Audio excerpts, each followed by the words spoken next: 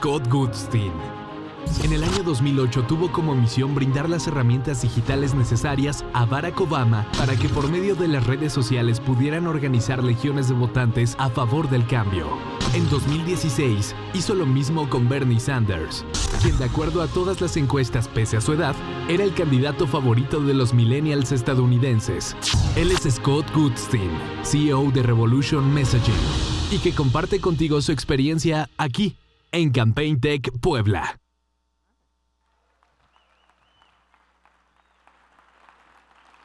All right. How's it going? My Spanish isn't great, so we're going to do this in English. I came out to Guns N' Roses for the first time because I understand that nobody likes Mana anymore, or they didn't have Santana. But, well, let me start with the big elephant in the room first. I did not work for Donald Trump. I don't like Donald Trump, but we're going to talk about ways that we fight back against Donald Trump. And America needs your help in fighting back against Donald Trump. So I'm here afterwards. Let's have discussions. Let's figure out ways that we can actually talk about what's happening in the U.S. As well as what's happening in your elections next year in Mexico. But in case you didn't see about this wall, last week Donald Trump is going to introduce it into our congressional legislation when Congress comes back in September. So this is a real issue for everybody in this room, everybody in the United States to start dealing with. This is how Tecate Beer dealt with it. They said, look, why don't we build a wall that's only about this tall, and we can actually all just get along and have beers. So I enjoy the memes, and I enjoy the digital technology and strategy about it, but I know that we need to actually work together to figure this out in a real way. And so with that, I'm going to talk about what we've done in the U.S. I'm curious as to what you guys are doing in Mexico. This will probably be the first real digital election in Mexico. But let me start by saying, as a digital expert, what digital cannot do. Digital cannot replace door-to-door field efforts. At the end of the day, I'm going to talk about 5 big pictures, and I'll talk about some cool things that we did in the U.S. for Bernie Sanders and things that we did for Barack Obama. And you just, look, I'm following up the guy who tweets for the Pope, so that's pretty honoring and humbling, right? Like, digital is doing all sorts of things to connect us to people we never thought that we were going to be connected to. But it does not replace the one-on-one relationship that you have with a reporter.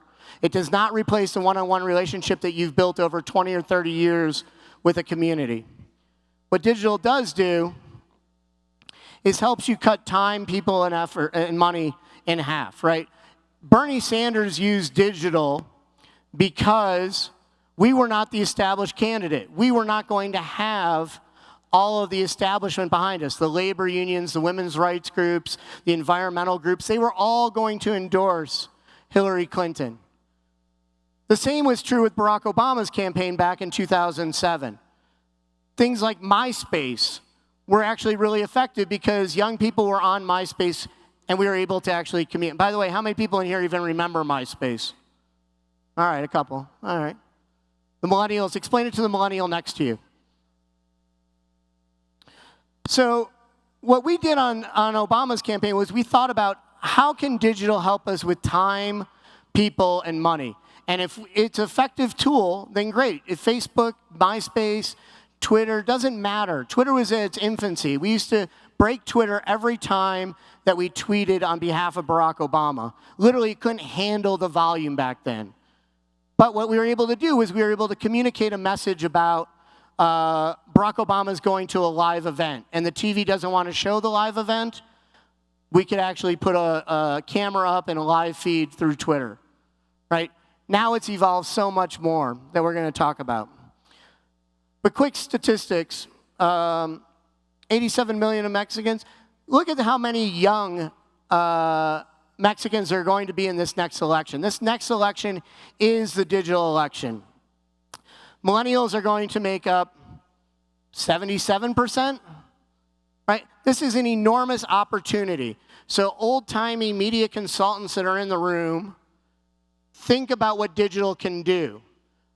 Donald Trump, we can all hate Donald Trump's message. Donald Trump spent 50% of his money, paid media advertising budget, on digital. They weren't geniuses. Don't let the hype win out. But 50% of their money, even a blind squirrel can find an acorn, right? Ultimately, Hillary Clinton's campaign spent less than 12% of their paid media advertising on digital. If that happens in Mexico, the person that becomes the digital candidate will get a giant voice with a young population that no one else is reaching out to. They are not watching television the way that mom and dad watch TV. All right, I'm going to give 5 quick lessons, and then I'm going to take some questions.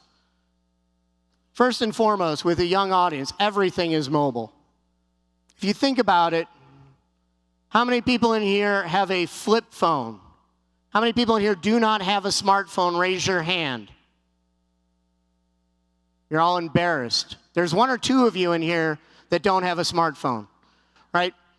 Ultimately, everything is mobile. So because we just had the presentation from the gentleman that tweets on behalf of the Pope, this is the Vatican, the changing of the Pope from 2005 to 2013. Same exact place, right? Digital and mobile technology is what's coming together.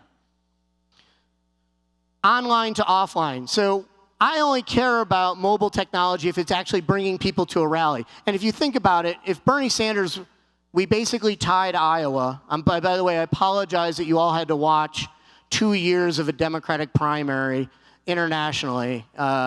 It was miserable, long, hard slugging battles. But our very first battle was Iowa. And we virtually tied Iowa, and then the plane flies off to New Hampshire.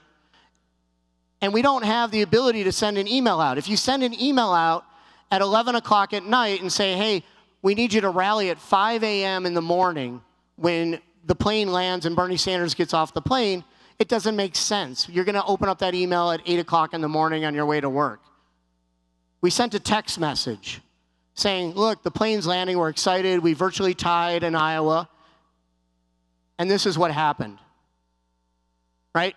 Bernie Sanders gets off a plane, we got a couple hundred zealous supporters there. These are not paid, by the way. These are young kids that truly believe in Bernie Sanders, got a text message, rallied their friends, and showed up at the airport. That was the news story we wanted. And had we done that with email, it would have been a horrible use of email.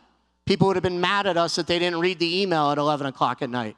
We needed the email to raise money, which is the main driver of how Bernie could afford to even go on in the primary. So we're not going to send an email saying show up to a rally. We're going to send an email saying send us your dollars as quickly as you humanly possibly can.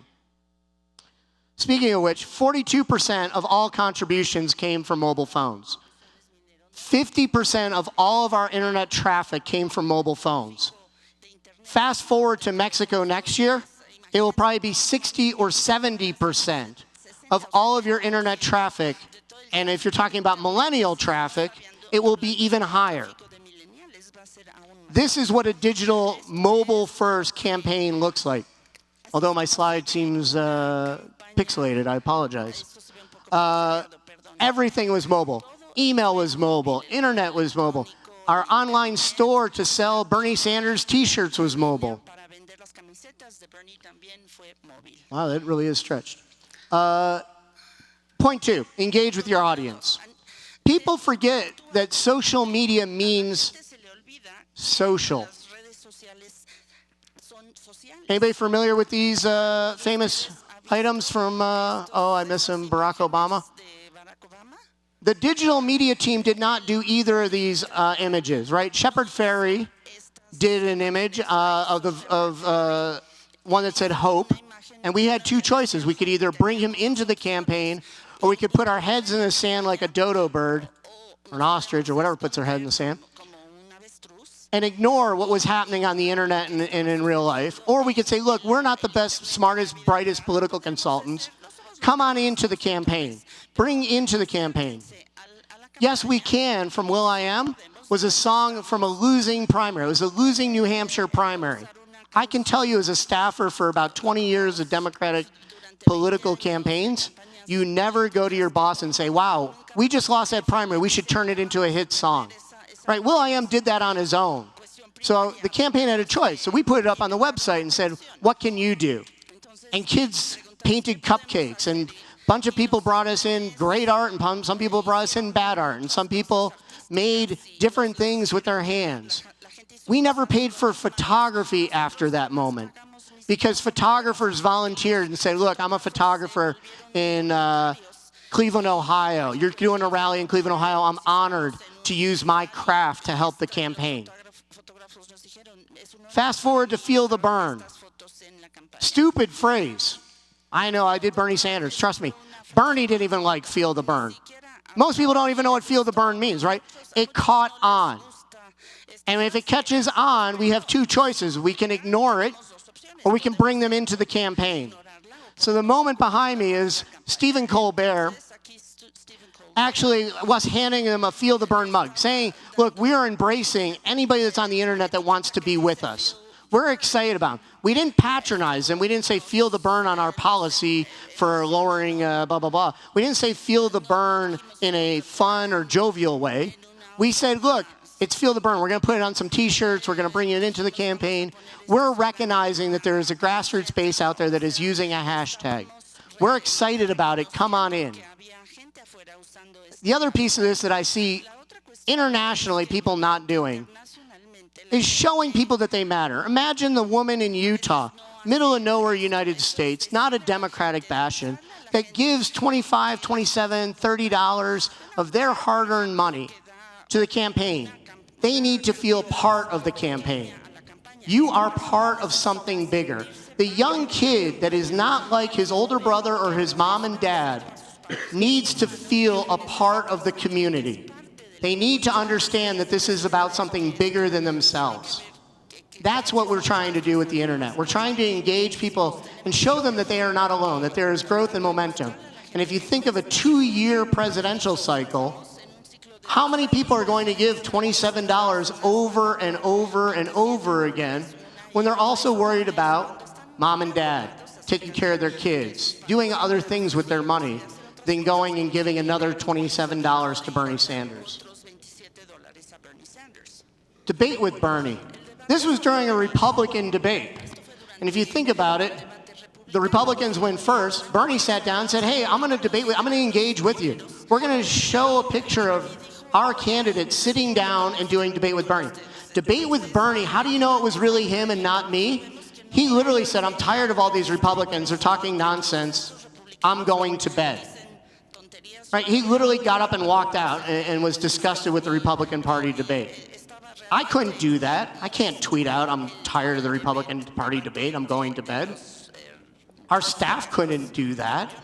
Bernie Sanders can do that. Engage with the hashtag. People talk about it being the Snapchat election. Ultimately, people didn't even understand. Hillary Clinton's people, I don't even think understood what Snapchat was about. It wasn't about the video. We literally took Snapchat all over Iowa, and people engage with it. Imagine Coca-Cola being excited of you using their brand every day and sharing their brand with your friends. That's the type of engagement that you should be looking for from a campaign. All right, point 3 for those that are following along. Now, at this point, I am honored to stand on a stage in Mexico and talk about all of the different absurdity and fake news. You guys have been dealing with fake news a lot longer than we have in the United States. You've been dealing with hacking scandals and crises. You've dealt with, in a democratic country, people being murdered for their beliefs and passions, and people in the political profession being murdered for their passion. And so fighting back against fake news, I believe, is international problems that we all need to face. Old ways or new ways. I don't blame the internet. I know I'm supposed to be the internet guy and talk about how Zuckerberg should do all this stuff. It's not just the internet. It's all of us being able to educate people around us about what is fake and what is not fake. When I first started doing political campaigns, people put flyers in the African American community saying vote Wednesday. It's the same thing. People are in America, you're allowed freedom of speech. God bless the crazies on the far right wing. Let them have their sites up. But let's educate people and get more people engaged. Think about it this way. Fake news is getting worse. It is faster and easier to amplify than it was even 6 months ago.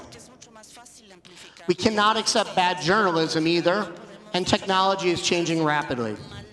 I'll go through 3 of these points. Confirmation bias. This is Donald Trump at his best. Donald Trump tweets out something that he personally believes. It's a cold day in D.C. He therefore says climate change is not an issue. That's insane. He is just believing his own bullshit. But now, for those journalists in the room, I want to lecture you a little bit too. It is up to journalists to be 100% credible. When journalism in the United States is being attacked, we have to think about it and make sure that they are credible. This Trump rally, get that baby out of here. Turns out it never happened. So shame on, I believe this is the New York Times, that actually wrote a story that was not true. It has to be 100%. And you as citizens have to demand that your journalist in the Fourth Estate is 100% accurate. And finally, the crazy propaganda that's happened in the internet. Here's where I believe that the internet needs to be responsible, and you all need to be vigilant towards your 2018 election. The slide behind me has the child that the Clintons disowned. Now, this is somebody that has already been cookied and is a fan of Hillary Clinton. So they're getting more Hillary Clinton paid content. In the middle slide, the one that's problematic is who's paying to run that ad that says the child that the Clintons disown with a picture of Trump's kids. We don't know in the United States who's paying for it. So we do need to clamp down on who's paying for this, making sure that people are paying for it. I'm not saying that they don't have a right to put up crazy mistruths and partial truths. We should fight those mistruths and partial truths. But you should also make sure that stuff like this, that we have no idea who's paying for these ads, that's illegal in the United States. That's unethical. Now, technology is evolving faster and faster. We saw 1.0, right? Somebody literally writes a headline that's not true. Now you're going to be able to change video and audio. I don't have enough time because my time is limited today. But if you Google Adobe Photoshop and Photoshop video, we're going to be able to change what a politician says seamlessly. Right? That hasn't even happened in the U.S. yet. We can change audio seamlessly with machine learning. And you guys are all familiar, I'm sure, with Pegasus. Stuff that's happening in Mexico that hasn't even happened fully in the United States. Very sophisticated hacking technologies we need to fight back against. And I would hope that all parties, similar to the American Association of Political Consultants, condemn these type of illegal, unethical, immoral attacks against personal citizenry in a democracy. So what's the answer? It's all of us. Facebook's answer in Germany and in France during the French elections was literally going old school and putting newspaper ads trying to educate people as to what to look for in fake news. Now, Facebook also has done over 300 people in the French election. They hired up to actually take down hundreds of thousands of spammy websites. Sure, that's part of the problem. But what's the real problem? Telling mom and dad what a phishing scandal is. Explaining to people, these are real fake news stories that happen in the U.S. Denzel Washington backs Trump in the most epic way possible. Never happened. Denzel Washington did not back Donald Trump. Complete bullshit, right? How do we get the news out there very quickly that this is fake and let people know that this is fake? When this happened against Barack Obama, we put up a website that was called fightthesmears.com. We basically created our own Snopes to put up every fake news article and say, come on, bring it on. You think Barack Obama is a Muslim, jihad, Christian, fundamentalist, terrorist, American, da-da-da. Right, went on forever. We would just put up every article like Snopes and create our own search engine optimization website of here's the rumor, here's some facts. So when my mom gets some crazy email back in 2008 against Barack Obama, I can just point her to a website and say, here's the fact. When this happened with Denzel Washington, we had Snopes put it out, not the Hillary Clinton campaign. Snopes, Truth, your newspaper running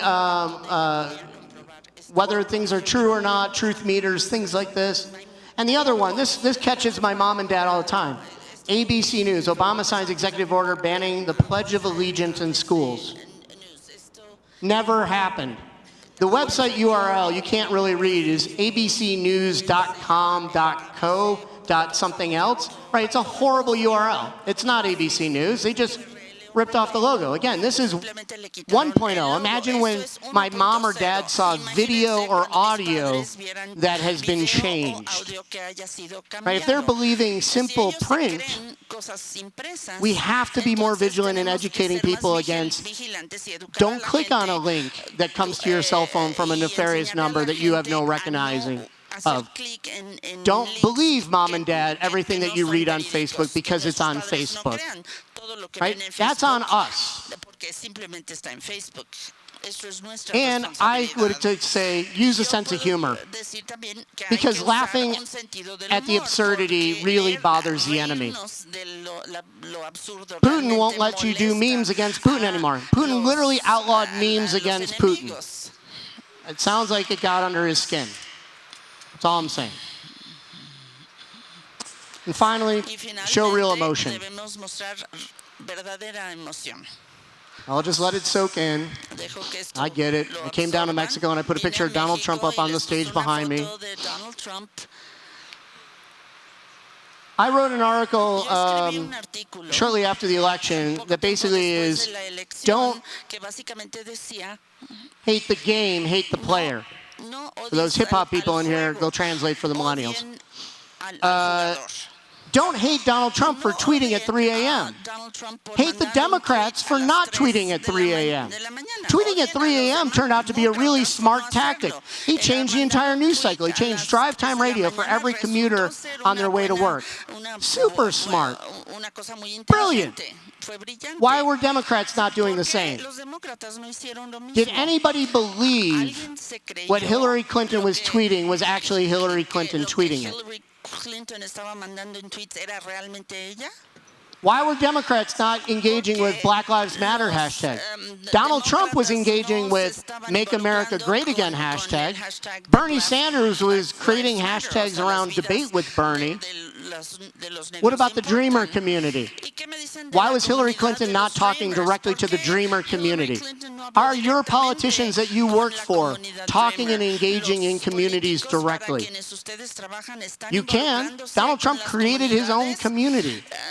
Right? So if we really want to talk about an engagement and two-way conversation, I'm not talking about retweeting 20-year-olds or using bad words because Donald Trump uses bad words and misspellings and bastardization of the English language and misogyny and homophobia and Islamophobia and racism, etc., etc. I'm sorry. Temper.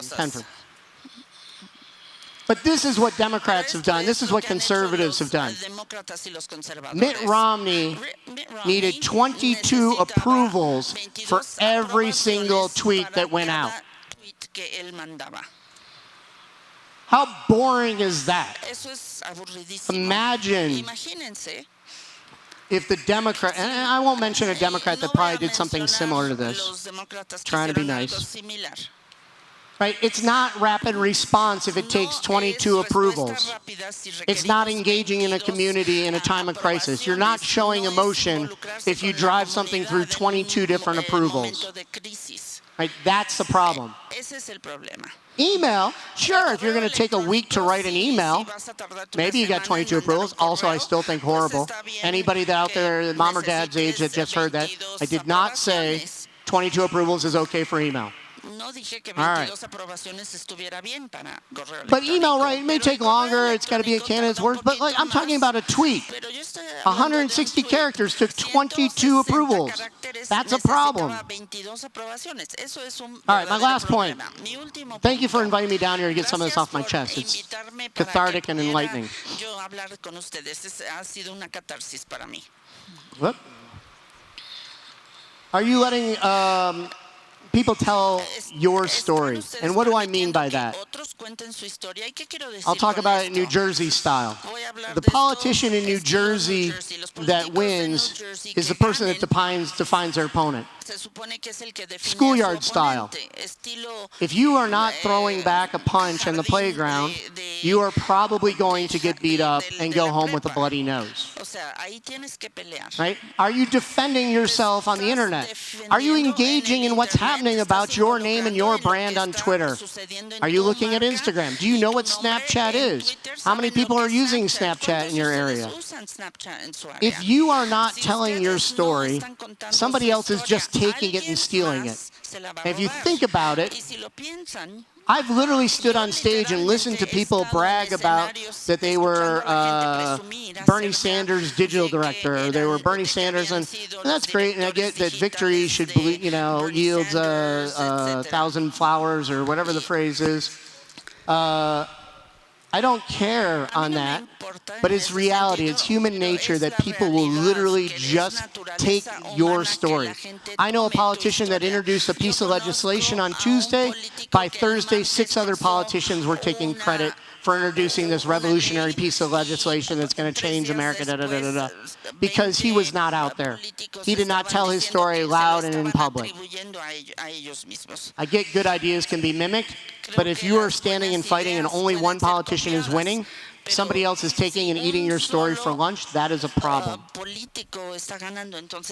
Now, if you think about it through Bernie Sanders' lens, would you have even known about Bernie Sanders if we allowed the media to tell our story for us?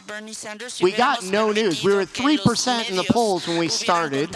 He was a well-known U.S. senator, so that means academia knows who he is. Very smart political people. People like you that are not normal, that are in a room that's hot on a Saturday listening to political speak. Right, you probably knew who Bernie Sanders was.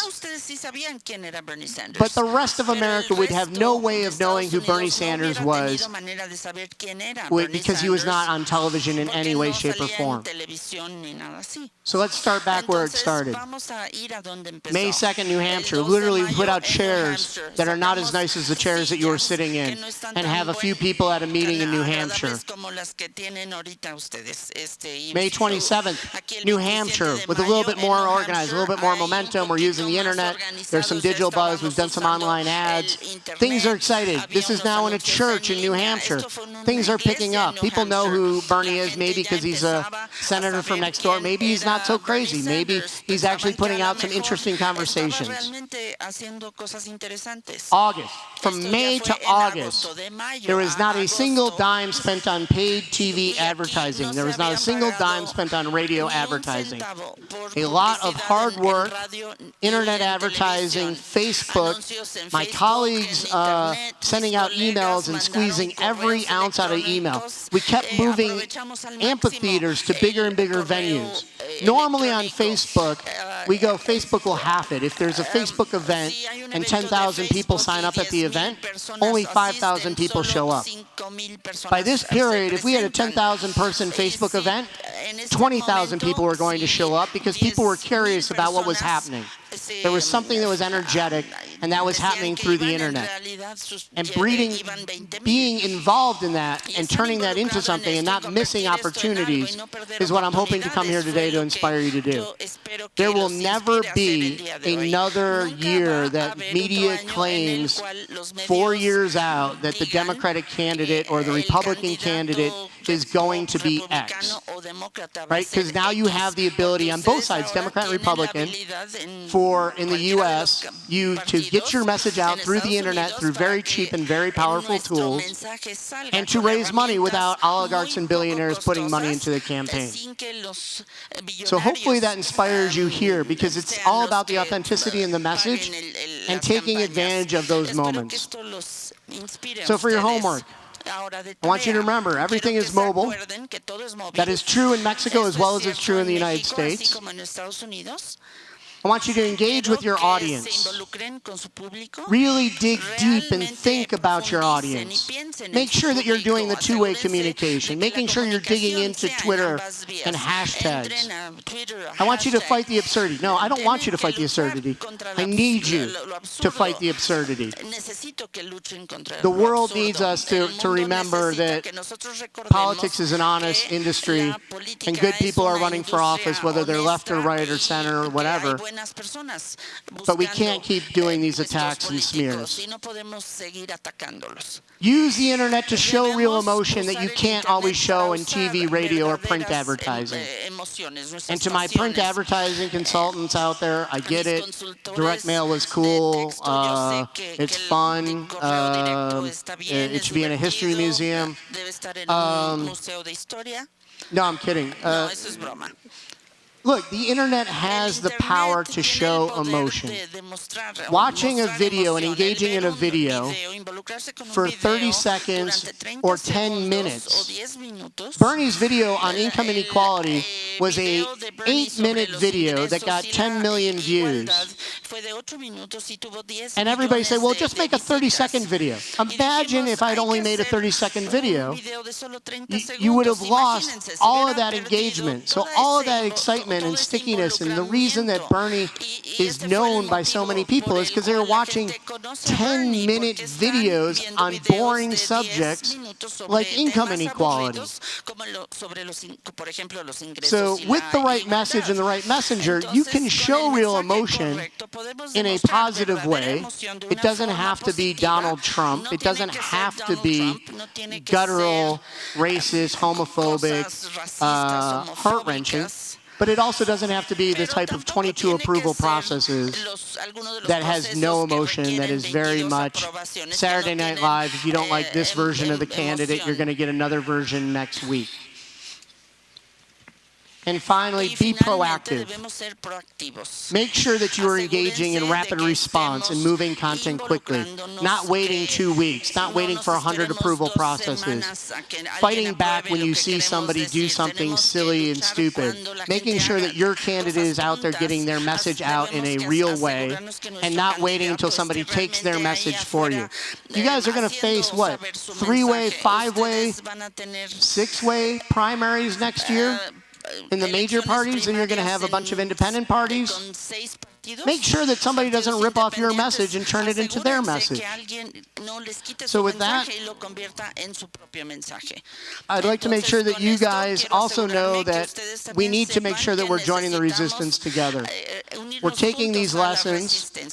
We're thinking about it. My team and my firm is thinking about it right now because we may go to a congressional shutdown. Our government may reach the debt ceiling, and we may not actually have a functioning government over the wall by October. That's a reality. And so I need your help to fight back, and I'm counting on you. Thank you.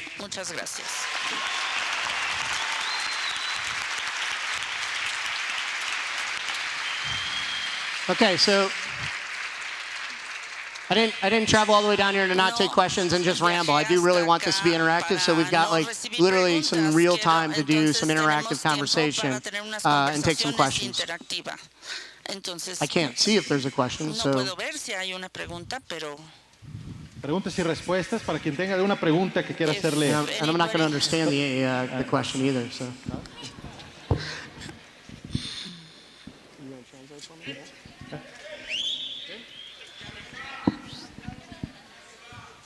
Si te puedes acercar un poquito para que podamos, nos podemos ayudar a traducir también para que Scott lo escuche. Ah, perfecto.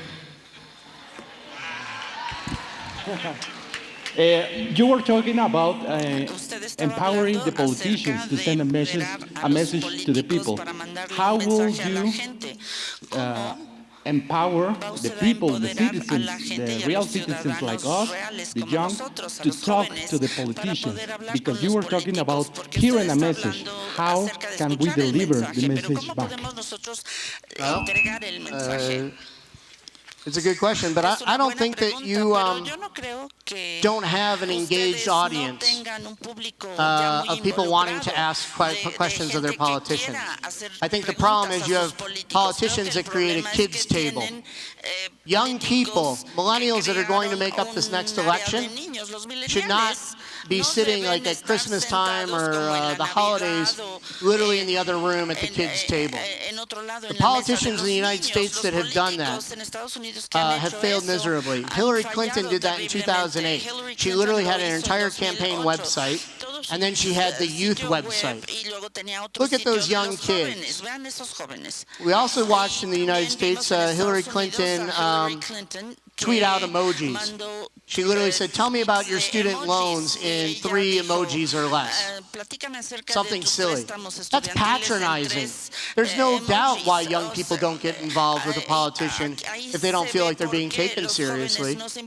So I do think that it has to start with leadership, and that there's plenty of kids that are going to ask questions. In the United States, think about this. There's only 50% of young people that go to college. The other 50% are taking care of mom and dad. They're taking care of kids. They got kids in schools. They're worried about their school system. They're worried if their streets are safe. They're worried about who's picking up the garbage and that there's not rats in the alleyway. They're worried about real issues. It's not just tell me about your student loans in emojis, yay kids, or I want to Snapchat this election. It's not sloganeering. It's having a real conversation. So Bernie Sanders shouldn't be the millennial heartthrob of a candidate. He's an old man with white hair and yells. He's not particularly the most suave-looking politician, but he treated people with respect. Barack Obama, you saw the same thing. Our big slogan on the 2008 campaign was respect, empower and respect.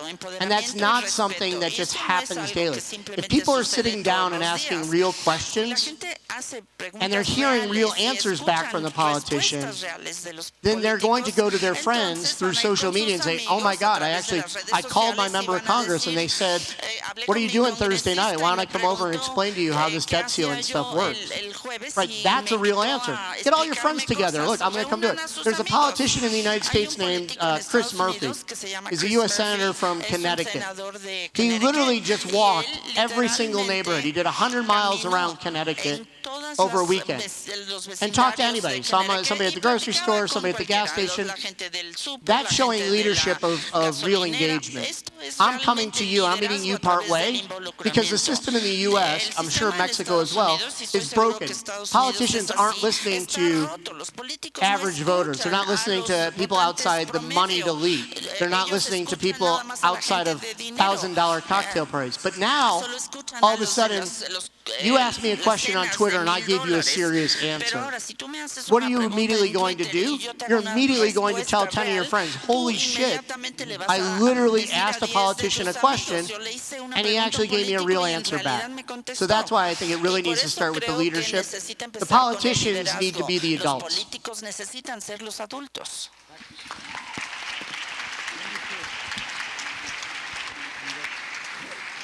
Hi, I'm David. First of all, I wanted to thank you for an excellent conference.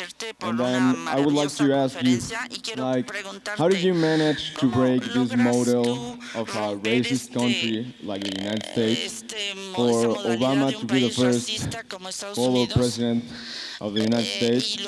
And then, like, what do you think Hillary Clinton couldn't break that model, and how would you compare it to Mexico's situation with some female characters in Mexico politics? Look, I'll take the latter part of it. I think that Barack Obama ran a really, really important and powerful campaign. And he had a slogan called No Drama Obama. It wasn't about no drama. It was about that young LGBT activists worked side by side, old school labor union activists, worked side by side, environmental activists. And we put our differences aside to win a presidential election. Republicans have done this before. Republicans Republicans put their differences aside to go and win under Newt Gingrich in 1994. On Hillary's campaign, I don't think that Donald Trump was a genius. I think Donald Trump ran, for the most part, a pretty horrible campaign that got a lot of earned media. Great, he got earned media. Hillary Clinton didn't win women voters. She didn't win key battleground states. So it's not about the popular vote. That's not the chess game in the United States. Don't yell at me. It was about winning the Electoral College. And so the game that was supposed to be played was put your money on the chess set, the map of the United States, and figure out where time, people, and money, those are the only three variables in political consulting. Time, people, and money, and she did not play with her time well. She did not move her people to the right areas well, and she did not spend money in places like Michigan, Wisconsin, where she ultimately ended up losing. In addition, on behalf of young voters, she never reached out to young voters. People say, well, that should be Bernie Sanders' job. On the Obama campaign, after the campaign was over, Obama actually made all of us hire Hillary Clinton staffers. It was mandatory, everybody coming together. That never happened on the Hillary campaign.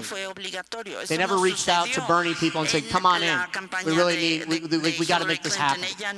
So I just think that she didn't run Time, People, and Money, the smartest campaign. There's plenty of books out there. I'm not trying to be too critical. I'm looking at it in an academic way, Time, People, and Money, and also pushing people that have different views to actually unite once the primary is over.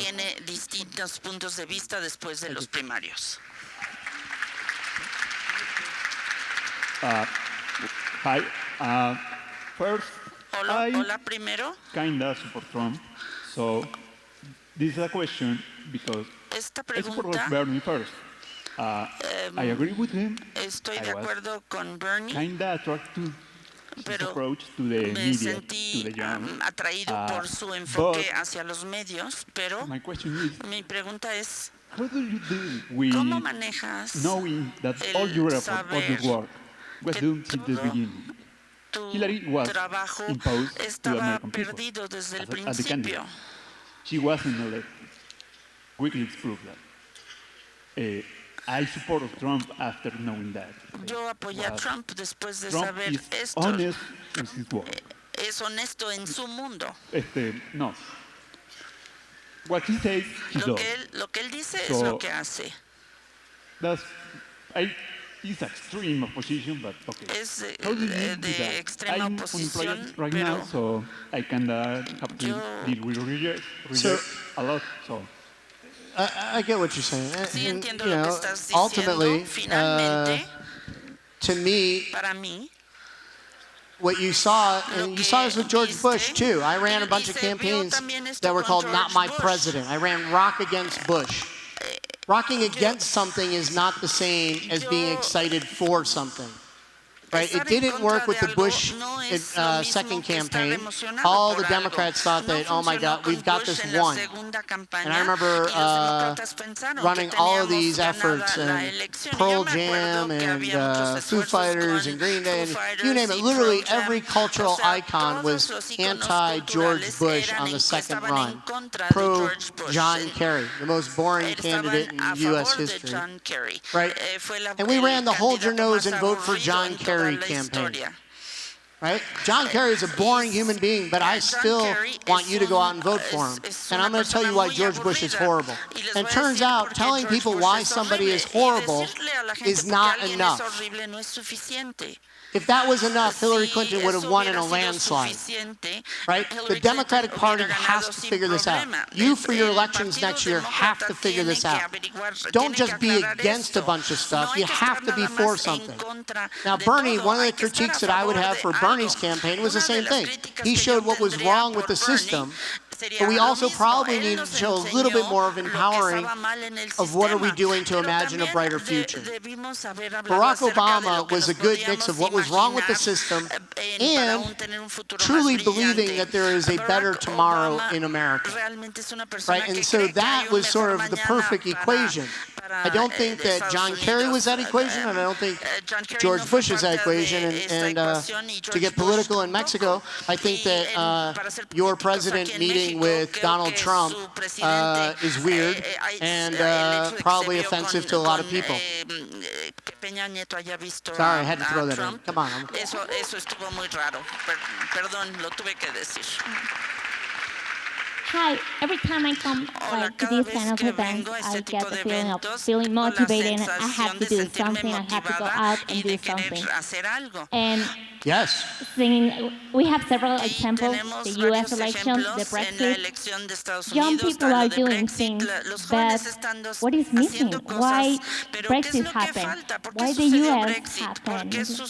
What is missing? So it's not just words, action, but then the moment of truth, young people doesn't actually do what they were trying to do.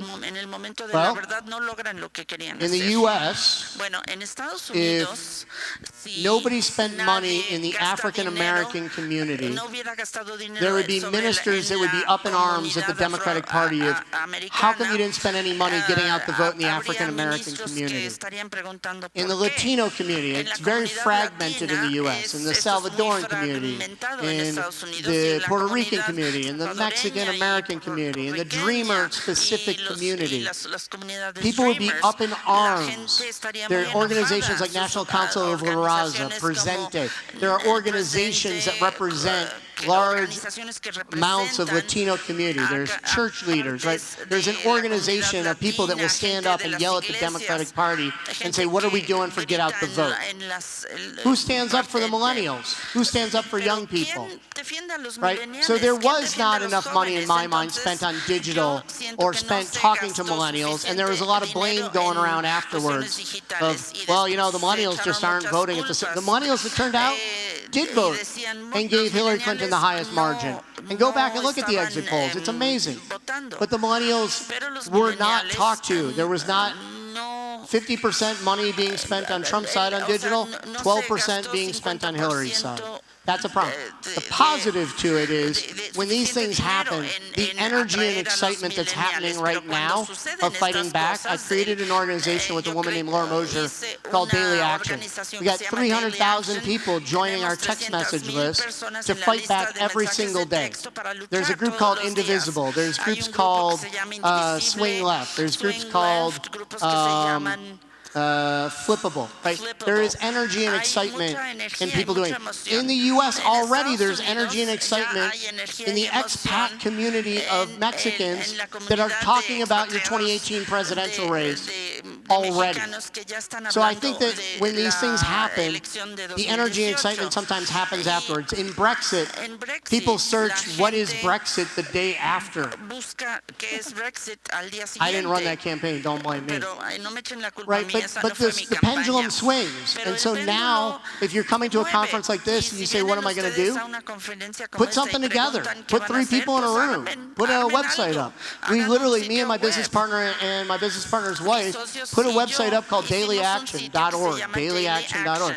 You go to it, and literally people just started taking action. I put another website up yelling at Trump. We were like, we're going to prank call all of the Trump properties. Go to whitehouseinc.org, and you can literally prank call every, you need a U.S. cell phone.